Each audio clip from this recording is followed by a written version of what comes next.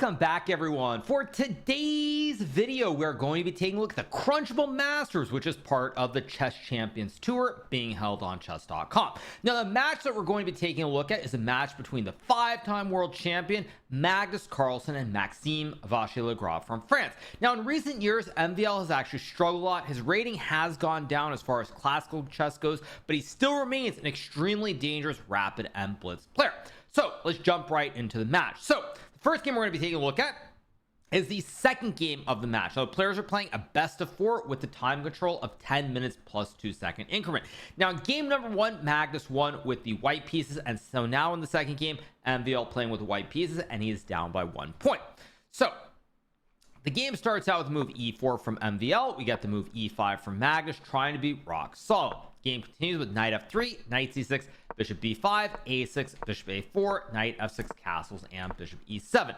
So thus far, pretty standard. This is nothing super new, and the game continues with rook e1. We get b5, bishop b3, castles, and h3. Now, this is a move that white plays to try and avoid the classic Marshall gambit. If white plays the move c3 here, black has the option to play d5, and after takes c6 in this position, black is generally considered to be doing very well, even though you have gambited a pawn in the center of the board.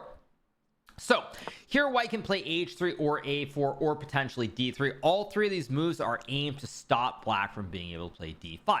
So MVL goes to h3. We get the move bishop to b7 here. I think the biggest reason behind explaining why h3 prevents d5 is after d5 takes, and c6 here. I think white can now play d3, and after bishop d6 and rook to e1 here, the pawn being on h3 is simply better than the pawn being on h2.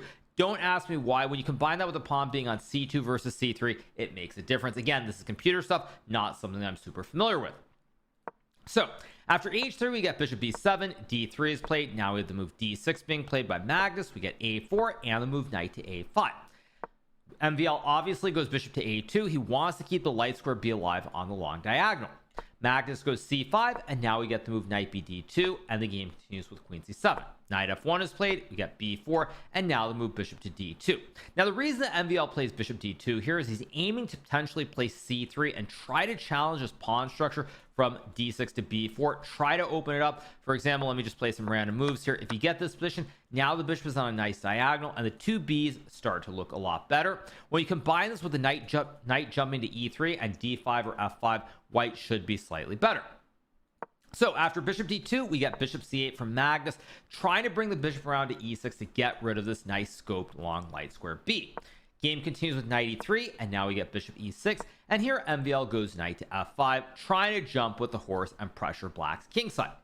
Magnus plays knight c6, and now we get the move c3. We get bishop takes bishop, rook takes, and this move b takes c3. MVL here has to capture the pawn rather regrettably. If he were to capture the bishop in this position, black can play a move like rook a b8, followed by knight b4, or even knight to d4, and white really can't break with either of these pawn pushes because of the pawn and the horse that guard these squares. So MVL takes with the pawn. He's hoping in the long term to potentially play d4 and challenge the center, or even potentially something like c4 and then trying to create a bastion on the d5 square. Game continues with rook f b8 being played, and now MVL goes d4. We have the move bishop f8, takes, and now the move bishop g5. Now, what MVL is aiming for here is he wants to put a horsey on the d5 square. This pawn on c3 restricts this black knight. There are no squares available in the center of the board, but if black plays the move knight e8 as in the game, now white can play the move knight to e3, and you'll notice that black's pawns cannot go back. You'd love to put this pawn back here to stop the knight from jumping, but this pawn covers a square, and meanwhile black's pawns are pushed too far, so white is getting a big bastion in the center. We get knight d6, MVL goes knight d5, and now we have the move queen b7, and now we get this move knight d2. Now, this is simply a logical move to overprotect the pawn on the e4 square, but down the road, maybe jumping with the knight to either the b3 or c4 squares. Magnus goes knight a5, and now we get the move queen g4 here from MVL. He's trying potentially to try and push f4, maybe knight f6, trying to create some attacks on the king side, because you will notice that both of Magnus's two towers here, they are on the queen side, and there really is no entry here. There's no entry on b3, b2, or b1. So these rooks look a little bit misplaced, and with only a lone bishop around the king, a bishop and a couple of pawns, it makes sense to try and attack. So Magnus goes queen c8. Here MVL correctly trades the queens, and we get knight takes queen. If black were to play rook takes queen, there's knight b6, and it's spaghetti time. You fork the two towers at the same time. So we get knight c8, and now MVL plays a great move, which is bishop d8. Now the reason this move is so strong is that we're going to see in a couple of moves why this bishop is so much stronger on the c7 square than it is on g5. Say you were to play, I don't know, king f1, f6, and bishop e3 here. You are trying to pressure the pawn on c5, but after king f7 and king e6, the knight on a5 covers the c4 square. This pawn structure is solid, and the pawn on c5 is guarded by the bishop. So MVL plays bishop to d8. We get knight c6, bishop c7, rook b7, and now the point is revealed. White has these knights on d5 and c4, a double bastion combo, which is pretty rare in chess. Two outposts here. The bishop is targeting the pawn on c7, or not c7, e5. But on top of that, it also stops black from ever creating the double stack on the b file. You love to put this rook here and attack, but you would simply hang the tower. So these knights are well placed. The pawn on e5 is under pressure, and it's looking rather scary for Magnus. Now, that being said, Magnus is, of course, the greatest endgame player of all time, so probably he'll find a way to survive, right? Well, let's find out. So we get the move f6 here to guard the pawn on e5, overprotecting against white capturing, and now MVL goes a5, intending to put something on b6. We get knight a7. Apparently, by the way, I think after a5, I think initially computer said a5 wasn't best, but it is the most human move. Actually, now that I'm letting it think, it actually does think a5 is best. I think initially it thought rook d1 was better for whatever reason to try and claim the file, but a5 was played. So we get a5, knight a7, bishop b6, knight b5, and now we have the move rook d2. Now, this is a very, very deep positional game here, but what you'll notice is that the pawn on a5 is supported by the knight and the bishop. So the pawn supports the bishop, bishop supports the pawn, and this bishop is basically a very nice wooden shield. It targets the pawn on c5, it's protected by the pawn, but also it covers the d8 square. And the only open file here, let me just make a random move. If we look at this position, b file is slammed, the door is slammed shut, the pawn and the bishop stop the rook from entering. So the only open file here is this d file. So if white can double stack it and penetrate on d7, creating a kebab, it will be lights out for Magnus. So bishop stops black from contesting the only open file, and it also covers this b file. So we get the move king to f7, rook d1 played by MVL. We get rook c8, and now we have this move g3 being played. Now what MVL is trying to do here is he's trying to slowly push the pawns on the king side to open up the center of the board. You could play f3 here to overprotect the pawn on e4, but f3 doesn't do a whole lot here because this pawn on e4 is simply not under attack. This pawn is never being attacked here. Knight covers this square, this knight covers the pawn. So unless this pawn is under attack, playing for g3 and f4 makes more sense. So we get the move knight e7. Knight e3 played by MVL here because now black cannot play knight takes pawn. Looks like a free pawn, but after knight d6, you fork the two towers and the king, and you win the game. So we get the move rook c6, MVL plays rook d3, and now MVL has really achieved the maximum. The pawn on c3 is guarded by the rook, there's no square for the knight, and you control the open file with the double stack here on d3 and d1. So we get knight c8, king g2, knight d6, and now we get the move f3 being played, and Magnus goes king e6. Now, evidently, there's some mistakes here, I guess, right around here. Something like g4 is supposed to be better, but this is simply computer chess. So we get to this position after king e6, and now MVL goes king f2. We get h5, king e2, and we have the move rook d7 being played. Now, this is a fairly severe mistake here by Magnus, which is kind of shocking, honestly, because when we think of Magnus, he is one of the best defenders. He loves the endgames, and this move simply is an oversight because now white can go f4, and you cannot take the pawn because then you sack the rook, and with it, you'll get a rook back, but in return for a horse, and white will have two knights and a bishop versus a bishop and a knight, and white should win the game. So we get pawn takes, and now the move rook b7 played by Magnus, and MVL goes f5 check. We get king to f7, and now this move e5, and suddenly out of nowhere, white is pushing p in the middle of the board, and Magnus is actually completely lost. If you were to take the pawn on e5, after knight takes pawn, you fork the king and the rook, you lose the tower and the game. And in this position, you basically have to take this knight. You can't take the pawn either because this knight covers both the pawn and the horse, so the game continues with knight takes knight. Here, MVL takes. He could have maybe played e6 first. I think the computer likes both, but he decides to take mainly because he knows that black still cannot capture the pawn, and he will have the option to push the pawn to e6 or capture the pawn on f6. So we get the move king g8. MVL plays e6 now. Magnus goes g6, desperately trying to break up this pawn chain here and stop white's threats coming down the board. Here we get rook d7 from MVL, another great move in this position, not being afraid of knight takes pawn here, because after knight takes pawn, you can very simply move your king to, let's just say, f3 here. If black takes a rook and you take this rook, you're pushing p with e7 and winning the game. And so Magnus goes rook b8. After rook b8, here MVL plays move rook g1. Not the only move to win, but I really like this because now you're putting pressure on the pawn on g6. And if black goes g5 like in the game, you have these protected pass pawns in the middle of the board. And if black cannot challenge these pawns here, it is game over pretty much no matter what you do, even if you take it very slow. So MVL goes king d3. We get knight d6 here, and now knight takes knight, rook takes. And after the move king c4, Magnus Carlsen resigns the game here against Maxime Vachier-Lagrave simply because there really is nothing he can do. If he trades the towers and goes bishop e7 trying to stop the pawn here, you can simply go rook to d1 threatening to queen, and after bishop d8 takes king f7 and king d6 here, you're just going to go c4 c5 c6 c7 straight, make it beeline with the pawns of the board, push the p, get a queen, and black will resign or get checkmated in short order. So what else can black do here in this position after king c4? Not really a whole lot. If you go rook c6, for example, there are many ways for white to win, but probably the simplest is just to push p with e7. If you move the bishop, rook d8 check wins the game. White will get a new queen with this pawn at e7 promoting in short order. If you take the pawn, well, white simply has an extra bishop and will win.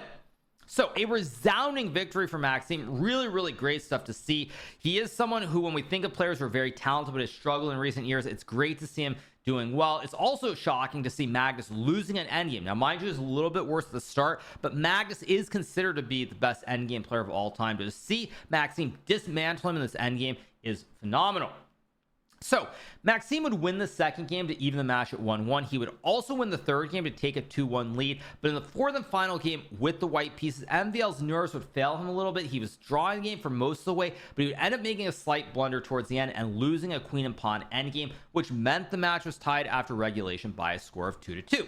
So what does this mean? This means that we go to the classic Armageddon. So we go to Armageddon. Magnus has the white pieces, Maxime with the black pieces, and Magnus needing to win the game.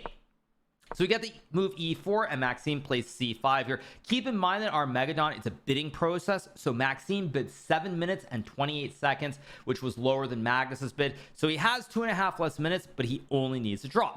So Maxime, true to form, playing his classic Sicilian, and now we get the move knight f3, d6, and the move bishop b5 check being played. Here we got the move bishop to d7. It's interesting to note that Magnus does not play d4 going into the classic Najdorf Sicilian. This is an opening that Maxime Vachier-Lagrave has played for most of his career, if not his entire career. So it's a little surprising that Magnus decides to skew that and order something a little bit quieter, but Magnus is just hoping to find a way to keep the game going for longer and longer. So we got bishop d7, takes, d4, takes, knight c6, and now the move queen d3. We have g6 and the move c4.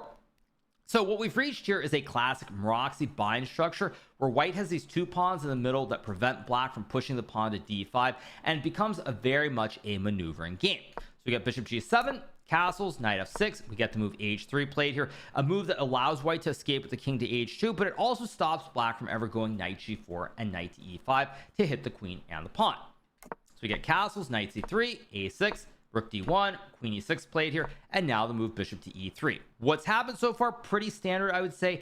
Magnus basically wants this setup with a rook on c1, pawn on b3, where all the pawns are connected in the center of the board. Rooks are on the two best files here, and down the road, white wants to maybe go knight d5 as well.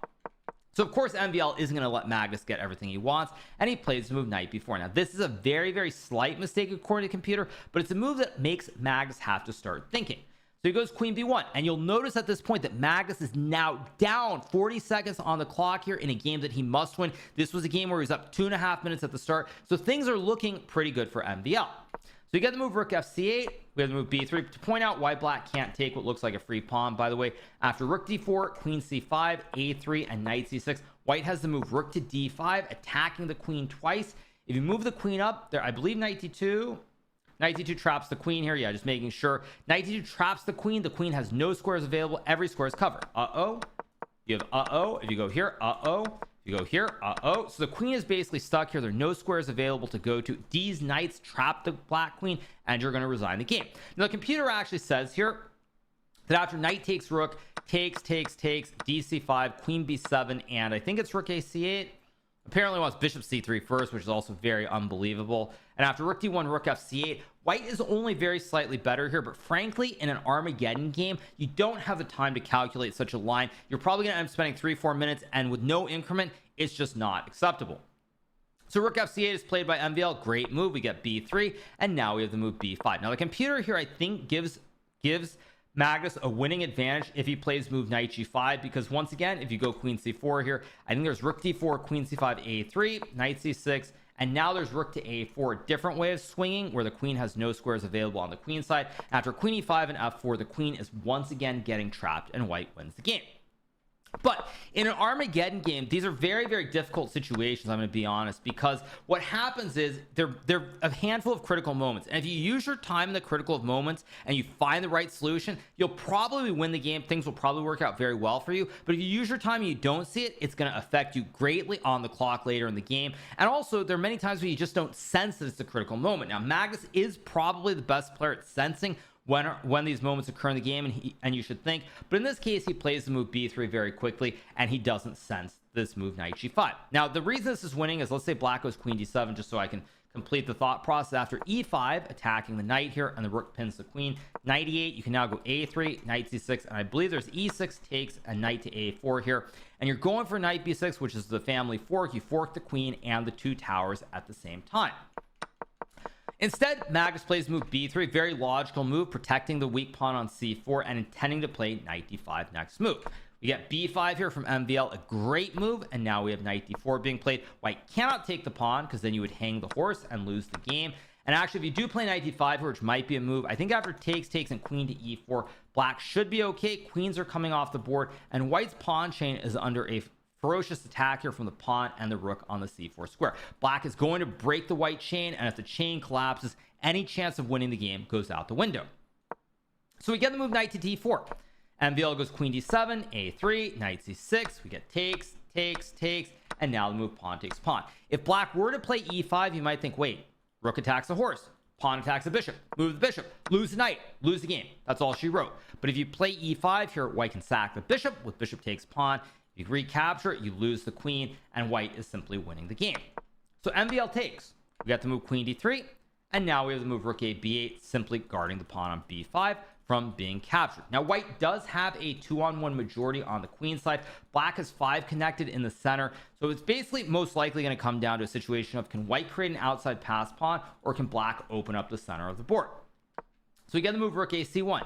MVL plays queen b7, trying to spy the pawn on e4, and now we have the move b4 being played to fix this pawn on b5 so that it is a permanent weakness. Now here MVL plays the move bishop to h6 relatively quickly. You could again be critical and say you should have followed the computer and played rook c4, but at this point in the game you generally want to move quickly and you try to look for the obvious moves. I suspect the reason MVL did not play this, he probably saw takes, knight d5, where white has this bastion hitting the bishop and the pawn, and he thought he was in trouble. Whereas the computer, because it's ridiculous, can say that you go bishop e5, you sack a pawn on c4, and now after e6, knight e3, and rook c8, apparently black is better because the pawn on e4 is weak. You have rook c3 coming. You also have a wooden shield on e5, but again, in an Armageddon game, let alone even a classical game, this is just not a human approach.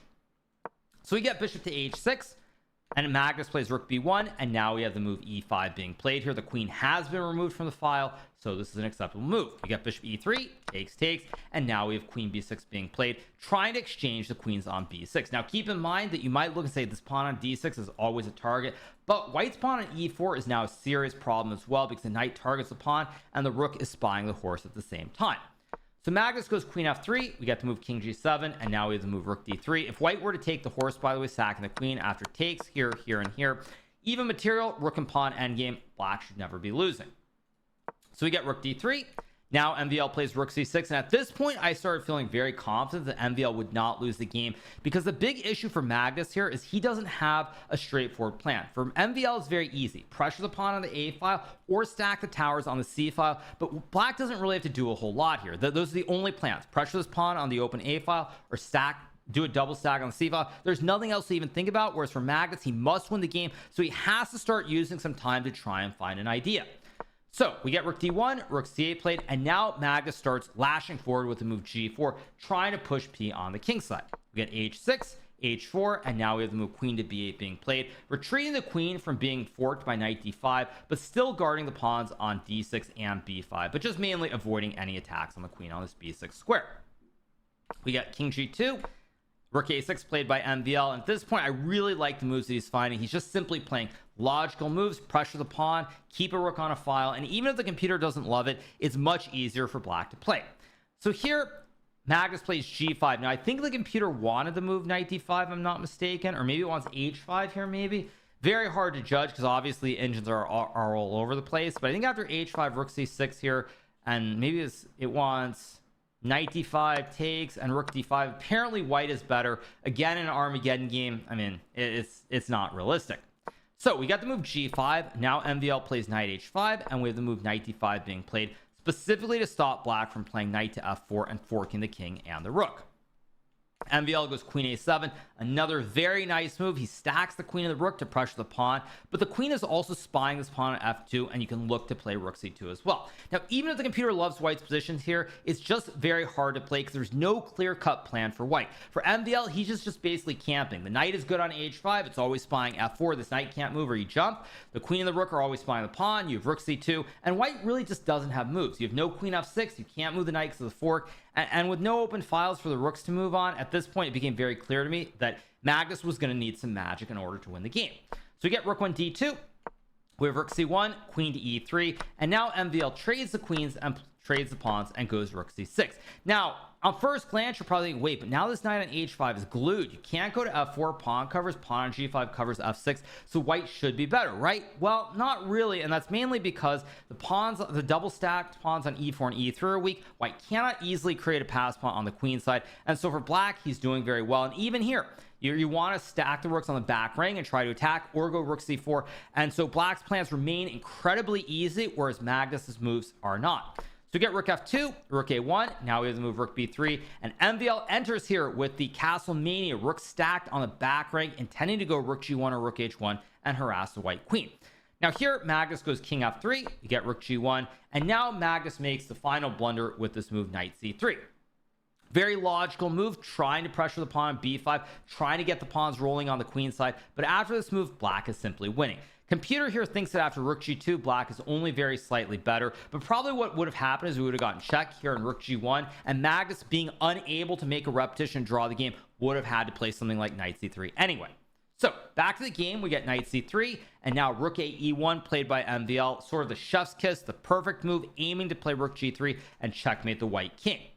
Magnus goes rook h2, we get rook g3, king f2, and after rook e takes e3, these two towers are lined up on the third rank. The horse is going to fall, or the rook. If you move the horse, you lose the rook. You move the rook, actually sorry, yeah, you move the rook, you lose the horse. Either way you're going to lose the horse or the rook, and at this point Magnus also down on time. No messy time scramble coming up here, both players with a little right around 1 minute on the clock. So MVL wins the Armageddon game. I believe it's the second time in a row in the Chess Champions Tour where he has defeated Magnus. He played him in the final event, I believe in 2023, and he won that match. And he wins again in this match. It's a very, very beautiful victory for Maxime. What that means is that Maxime remains in the winner's bracket in Division 1, while Magnus is now in the loser's bracket. He's going to have to beat Wesley, beat some other people just to get back and play MVL potentially in the final. So it's really, really exciting, but a great result for MVL, someone who's struggled a lot in recent times. So it's really great to see him doing well in these events, and I hope you guys have enjoyed that recap. So on that note, if you guys did enjoy this recap, make sure that you smash that subscribe button below, and I'll be back with some more recaps from the Chess Champions Tour in the coming days. Hope you guys enjoyed. Have a great start to the weekend. See you guys soon. Have a good one. Bye.